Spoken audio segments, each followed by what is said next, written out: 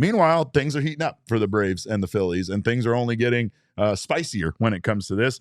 We have this Bryce Harper, Orlando Arcia controversy, where after Bryce Harper got doubled off first in the Braves Game 2 win, Orlando Arcia mocked him in the clubhouse, saying, "Attaboy, Harper," while reporters were in the clubhouse, which has turned into literally a shirt you can buy over at the PHLY locker. The PHLY is they're marketing this. They're getting a lot of juice. Get on it fast. Of course, then we had in Game 3, Harper stare down Arcia after both of his home runs, which, again, Bryce Harper, he's not the player he once was, but he is not a man that you want to give any kind of fuel to that fire. Like, those guys in Philadelphia seem to play on high emotions, and when you give them, again, like this kind of bulletin board material that David Peralta gave the Diamondbacks, you're just asking for it, you know? And I mean, I know we as media at times are kind of responsible, like this case, for kind of making those comments known and then kind of this spreading. So, I mean, I guess, Jesse, from your perspective, are all the players' comments when we're in there filming and writing articles, are they all, you know, free game, or what do you think here? Yeah, I've gone back and forth on this. I've talked to some other people in the industry to kind of get their sense of things.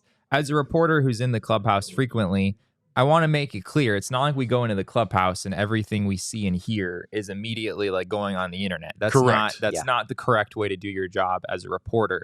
At the same time, the way that, and I would really have to be there in order to really have a sense of whether what Arcia said is something that I would have reported or not.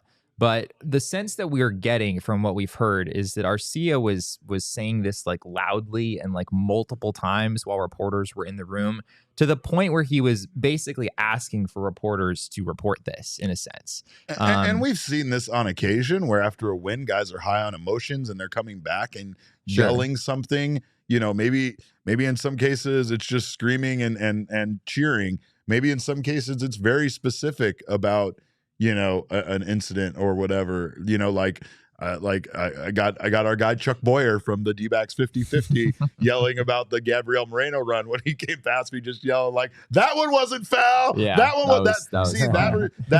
would have reminded me of, if that would have happened as the last hit of the game and they would have won on that, I could see players coming back to the clubhouse and yelling, "That one wasn't foul," you know, like, so like, but that also, like, that's not a shot at a particular play. That would be different. Yeah, but it could be at times, and it depends on how fierce the rivalry is and how much at times you kind of do want to mock that player, right? So it's like, it like you said, in this instance, it very much came off as like a player high on emotions, but it also came off as definitely like, you know, putting it out there that, you know, "Attaboy, Harper, attaboy," you know, like that kind of stuff. You're not shying away from it. You're not trying to hide it. It wasn't something that was just meant for some sort of team activity.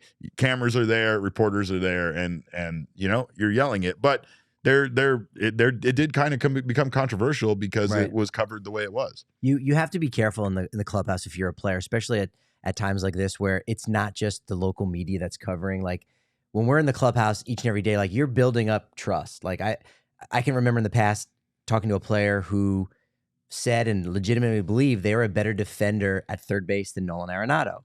Now, that wasn't necessarily something that I was going to, gain traction or something like that. And it was like, all right, that's maybe a little clickbaity. So that's something I'll just keep to myself. Like, it doesn't really help anybody to put that piece of information out there. So you're building up this certain level of trust. And then in the postseason, everything kind of is fair game. And again, you've got other people that Diamondbacks, Dodgers, Atlanta, the Phillies, like, they don't know who these people are. Like, they're trying to maybe make a name for themselves. And the rules do slightly change in that. And again, if you're going out there and you're trying to, say something that's a little bit incensed in that way, like Arcia was, what do you expect is going to happen? So it's not that everything is fair game, but this particular thing is definitely fair game. I think so. I think we as reporters do see a lot that goes on in the clubhouse that, like Jesse said, you're expected not to report on. I mean, we're just sitting there while we're hanging out waiting for media availability while these guys are just talking to each other and text messaging and whatever. Yeah, there's all kinds of off the record stuff that happens. For Orlando Arcia to be like appalled that this got out there. And his teammates, is a lot a of problem. people. Yeah, and I know even other guys around the league who aren't his teammates. I think Kevin Gausman, you know, put out a couple of very vocal tweets about this, about how the clubhouse is the player's sanctuary and what happens there should stay there unless, you know, like a reporter is talking to you with a microphone and it's very clear what's happening. You just can't, if you're a player and there's reporters in the room, you just can't go out there and say things like this vocally, this loudly, this easily for everyone to hear, especially when there's, you know, a pretty large media contingent in the room. Right. The chance that nobody picks that up is basically non-existent, and you have to understand that if you're a player.